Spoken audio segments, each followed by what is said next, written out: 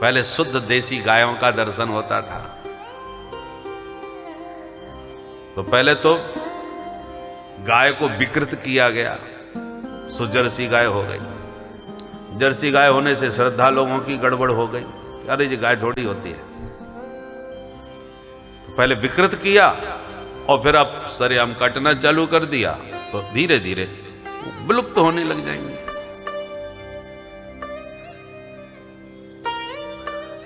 गंगा जी को भी विकृत किया गया, तमाम उल्टा सीधा नाले डाल करके विकास के नाम पर विकृत किया गंगा जल को, और फिर विकास के नाम पर तमाम सेतु बना बना करके, जलाशय बना बना करके उसकी धारा को भी धीरे धीरे विलुप्त करने का कुछ चेष्टाएं होने लगती है। तो जितने भी कल्याण के दिव्य साधन थे वो सब या तो विकृत होंगे या विलुप्त हो जाएंगे। कल्याण के साधन के मुख्य केंद्र कौन है? गाय और ब्राह्मण। गंगा, गाय, ब्राह्मण, यही सब तो सनातन धर्म के मुख्य खंबे हैं। 7 खंबे पर यह धरती टिकी हुई है धर्म के बल पर। और धर्म के 7 खंबे कौन हैं? बड़े ध्यान से सुने। गोभिर विप्रैश्च वेदैश्च सतीभिर सत्यवादिभिः अलुब्धैर दानशीलश्च सप्तभिर धार्यते मही। ये 7 खंबे हैं धरती को साधने वाले। सबसे पहला खंभ है गोभिः। गाय और पृथ्वी का एक ही स्वरूप है, इसलिए पृथ्वी पर जब जब संकट आया है, पृथ्वी हमेशा गौ माता का रूप बना के भगवान के पास रोने जाती है, क्योंकि पृथ्वी गाय का स्वरूप है। पृथ्वी का भी हम दोहन करते हैं और गाय का भी दोहन करते हैं।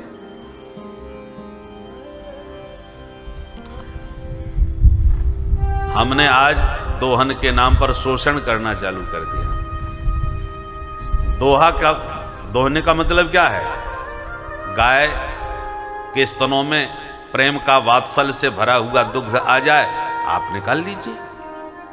परंतु गाय अपने बछड़े का भी पूरा ध्यान रखती है, तो पूरा नहीं देती, कुछ चढ़ा जाती है अपने बछड़े को पिलाने के लिए। पर दुष्टों ने आजकल ऐसा इंजेक्शन बना दिया है कि इंजेक्शन लगा करके उसका एक एक बूंद निचोड़ लेते हैं, बचने नहीं देते। तो ये फिर दोहन थोड़ी हो गया, ये तो शोषण हो गया, उसके साथ अन्याय हो गया, अत्याचार हो गया।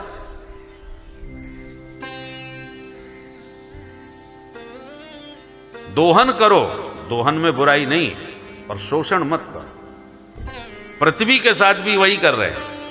पहले गोबर की खाद गिरती थी, गौ माता का गोबर और मूत्र पृथ्वी पर पड़ता है तो पृथ्वी की उर्वरा शक्ति बढ़ती है, पृथ्वी की धारण शक्ति और भी मजबूत होती है, स्वस्थ रहती है ये वसुंधरा, क्योंकि गाय तो पृथ्वी का ही स्वरूप है। पहले लाखों लाखों की संख्या में गोधन इस पृथ्वी पर विचरण करता था भारत भूमि में, इसलिए उसका इतना गोबर और मूत्र होता था कि पृथ्वी उर्वरा शक्ति से संपन्न रहती थी। अब गाय खत्म होती चली जा रही हैं, तो परिणाम क्या हुआ? जो खतरनाक खाद बनाने चालू कर दिए, और उस बनाए हुए खाद को जब धरती में डालते हैं तो फसल अधिक पैदा होने के चक्कर में, लेने के चक्कर में उसकी जो उर्वरा शक्ति है वो नष्ट होती चली जा रही है। ऐसी खाद डाल डाल करके आप फसल पैदा करोगे, एक दिन वो ये पृथ्वी बंजर हो जाएगी, इसकी उर्वरा शक्ति ही खत्म हो जाएगी। इसलिए दोनों का संतुलन बना के रखना पड़ेगा। गाय का दोहन करो, पृथ्वी का भी दोहन करो, पर शोषण दोनों के साथ मत करो। आजकल हम लोगों ने इतनी तृष्णा बढ़ा दी है कि वृक्षों में, लताओं में, फलों में, सब्जियों में, सब में इंजेक्शन ठोक देते हैं। छोटी सी घिया माने लौकी इंजेक्शन लगा के इतनी बड़ी बना देते हैं। तो साग सब्जी में आप इंजेक्शन लगा करके उसको विकृत कर रहे हो, तो इंजेक्शन का प्रभाव सब्जी में आएगा और वो सब्जी जो खाएगा क्या उसके पेट में वो उसका प्रभाव नहीं पहुंचेगा? पर बेचने वालों को तो अपनी मात्रा और रुपए गिनने से मतलब है, खाने वाले भुगते। अधिक दूध लेने के चक्कर में इसी तृष्णा के कारण हमने गाय को विकृत कर दिया, जर्सी बना दिया। जर्सी गाय तो दूध तो खूब दे देती है, पर उसका दूध इतना खतरनाक होता है कि बच्चों को तो भूल के भी नहीं पिलाना चाहिए। छोटे बच्चे यदि जर्सी गाय का दूध पिएंगे तो भयंकर रोगों के शिकार हो जाएंगे। याद रखिए, ये बात हम नहीं कह रहे, वैज्ञानिकों ने सिद्ध करके बताया।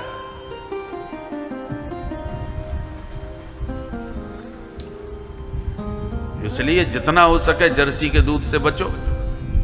परंतु जब आप दूधिया से ही दूध खरीदना है तुम्हें, तो दूधिया को बेचने से मतलब है, अपनी मात्रा से मतलब है, उसकी क्वालिटी से उससे क्या लेना देना है। और हम लोग परवश होकर के जब दूधिया से ही दूध खरीदेंगे तो जर्सी का ही मिलेगा। पहले हर घर में गौ माता का दर्शन होता था। गावो विश्वस्य मातरः, सारे विश्व की माता है गौ माता। घर घर में पाली जाती थी तो हर घर के सदस्य सब स्वस्थ रहते थे। गौ माता अपने वात्सल्य से सभी को स्वस्थ रखती है। गौ माता में अनंत विशेषताएं हैं। गाय को सिर्फ घर में दूध पीने के लिए ही मत रखिए, अपना कल्याण करने के लिए रखिए। वो दूध न भी देगी तो उसका गोबर और मूत्र से भी कल्याण होगा। पहले हर घर में गाय के गोबर का ही लेप लगाया जाता था, लीपा जाता था आंगन। शुभ कामों में आज भी थोड़ा बहुत लेप लेते हैं, परंतु अब तो हर घर में पत्थर लग गया है, गाय का गोबर का लेप गायब हो गया। प्रणाम में हुआ पत्थर तो लग गया, चमक तो आ गई घर में, और नेक पैर फिसला सो धम्म से गिरे सो कमर टूट गई, खटिया पकड़ के अब पड़े रहो। बोलो राधे राधे। पहले गौ माता के गोबर का लेप लगता था, फिसलने का प्रश्न ही नहीं था, और कोई गलती से गिर भी जाए तो कोई फर्क नहीं पड़ता था। पत्थर पर गिरे तो फिर जय सिया राम ही है। ज्यादातर लोग बाथरूम में गिर करके जय सिया राम हो रहे हैं। इसलिए ऋषियों ने जो हमारे जीवन शैली बनाई थी वो बड़ी वैज्ञानिक है। उससे हमारे स्वास्थ्य का पूरा ध्यान रखा गया है। आज जो है उस जीवन शैली में चमक तो बहुत है, बाहरी दिखावा, बाकी शरीर के लिए बहुत घातक है। ये जो रहनी है, ये जो जीवन शैली है आधुनिक, उसमें हमको लगता तो है कि हम लोग संपन्न हैं, पर सबसे ज्यादा विपन्न है। सबसे ज्यादा आज बीमारियों का घर हमारा शरीर बन गया है। अब अनुभव करके देखिए, पहले माताएं परिश्रम करती थी। हाँ, पुरानी जीवन शैली में परिश्रम तो है। आंगन को गोबर से लेपना पड़ेगा, परिश्रम तो करना पड़ेगा। पहले कुएं से पानी भर के लाना पड़ता था, परिश्रम तो होता था। चकिया चलानी पड़ती थी, परिश्रम होता था। दधि मंथन करना पड़ता था, परिश्रम होता था। मिर्च मसाले कूटने पड़ते थे घर में, परिश्रम होता था। परिश्रम का काम तो सब, पर उस परिश्रम का परिणाम यह होता था कि माताएं एकदम स्वस्थ रहती थीं। एक एक दर्जन बच्चे पैदा होते थे और सब घर में ही हो जाते थे, कभी हॉस्पिटल नहीं जाना पड़ता था। आज स्थिति है कि 2 बच्चे तक सीमित हैं, और वो भी 2 बच्चे होंगे हॉस्पिटल में ही। घर में हो जाए तो आज के युग में आश्चर्य होता, अच्छा घर में ही हो गया। पहले हॉस्पिटल जाने में लोग आश्चर्य करते थे, अच्छा अस्पताल जाना पड़ा तो बड़ी बात मानी जाती थी। आज घर में बच्चा हो जाए तो लोग आश्चर्य करते हैं। जीवन शैली का परिणाम देखिए आप दोनों का। हम लोग आलसी होते जा रहे हैं, विलासी होते जा रहे हैं, परिश्रम से बचने का प्रयास कर रहे हैं। हर चीज रिमोट से हो रही है बैठे बैठे, तो शरीर में बीमारियां तो आएंगी। गौ सेवा करने मात्र से बहुत सी बीमारियां हमारे शरीर से दूर रहती हैं। क्योंकि गाय के दूध की तो जाने, दूध तो रत्न है, उसका तो कहना ही क्या।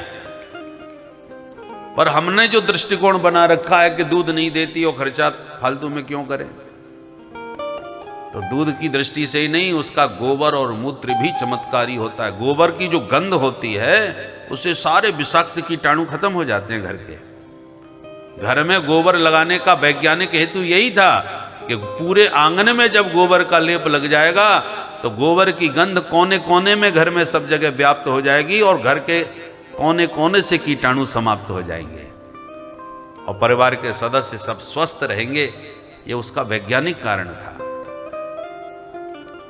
और धार्मिक भाव यह था कि गोमय वसते लक्ष्मी, गोबर में लक्ष्मी का वास है, हमारे आंगन में सदा महालक्ष्मी का निवास रहे, इसलिए भी गोबर का लेप लगाया जाता था। अब तो वैज्ञानिकों ने भी सिद्ध कर दिया कि गाय के मूत्र में हजारों बीमारियों को निदान करने की सामर्थ्य है।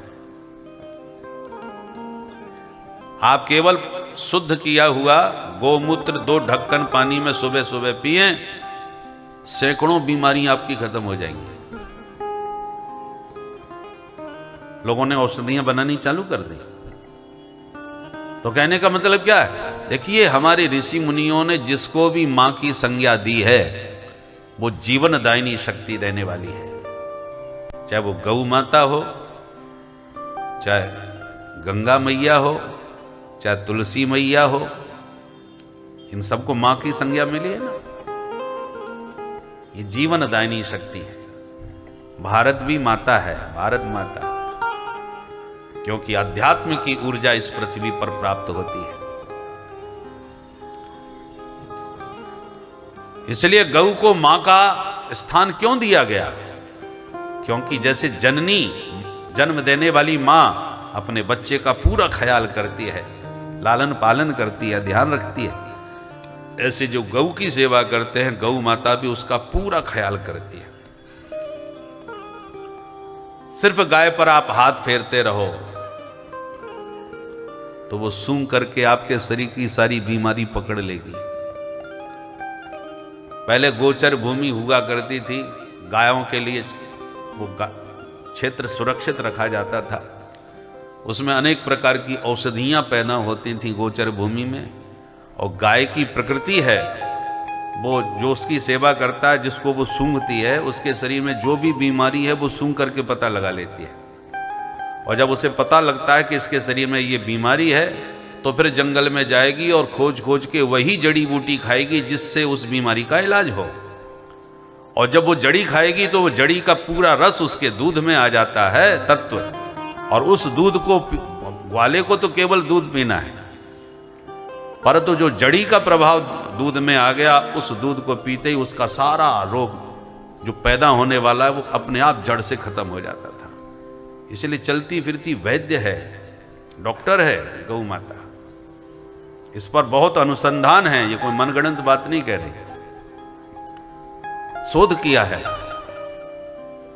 तो गाय में ऐसी, अब आजकल तो गौ कथा होने लगी है और विस्तार से कहेंगे तो पूरी गौ कथा हो जाएगी। तो हम संकेत भर कर रहे हैं कि हजारों विशेषताएं हैं गौ माता में। इसलिए ऋषियों ने कहा गावो विश्वस्य मातरः।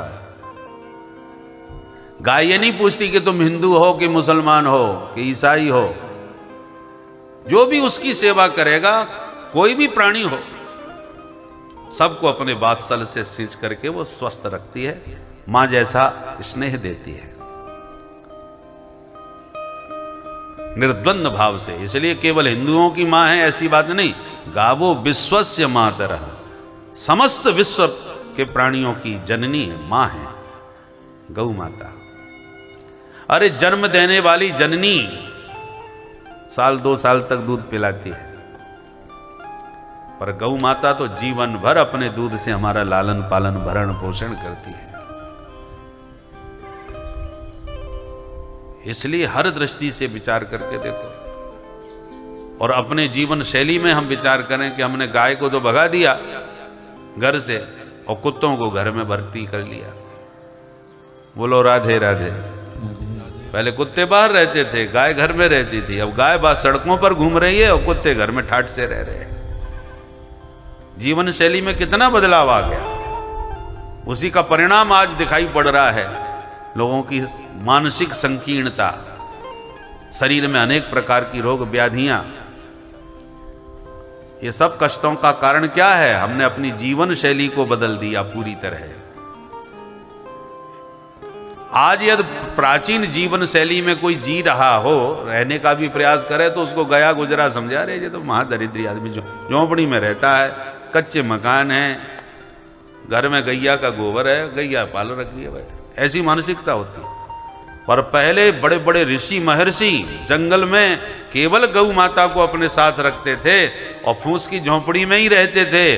किंतु प्रभाव ऐसा था कि बड़े बड़े सम्राट जंगल में जाकर के उन झोंपड़ियों में संतों के सामने अपना मुकुट झुकाते थे, अपने नाक रगड़ते थे। गुरु गृह गए तुरंत महिपाला। जब राजा को संकट आया, बच्चे नहीं है क्या करूं, तो वशिष्ठ जी के आश्रम में जाकर के गिड़गिड़ाए दशरथ जी महाराज। तब दशरथ जी महाराज को समाधान मिला। तो आध्यात्मिक शक्ति और ऊर्जा से संपन्न ऋषि महर्षि गौ माता के केवल अनुग्रह में रहते थे और गौ माता उनका सब प्रकार से भरण पोषण करती थी। और उन ऋषियों को गौ माता के अतिरिक्त किसी की जरूरत नहीं पड़ती थी। तो सब कुछ देने में समर्थ है गौ माता। इसलिए केवल दूध की दृष्टि से, दूध भी एक महत्वपूर्ण कारण है। यदि गाय नहीं रखोगे तो तुम्हें दूधिया से ही दूध लेना पड़ेगा, और दूधिया जो दूध देगा वो जर्सी का ही मिलेगा, और निश्चित रूप से रोग व्याधियों से आप परेशान रहोगे। इसलिए अपने कल्याण की भावना, परलोक को न भी मानते हो, धर्म को भी यदि न मानो, तो कम से कम अपने जीवन को तो हर व्यक्ति स्वस्थ रखना चाहेगा। लोग परलोक भले ही न माने, पर स्वस्थ रहना तो सभी चाहते हैं ना। पहला सुख निरोगी काया, और निरोगी काया तो गौ माता की कृपा से ही प्राप्त होगी। प्यार से बोलो जय श्री राधे। जय श्री राधे।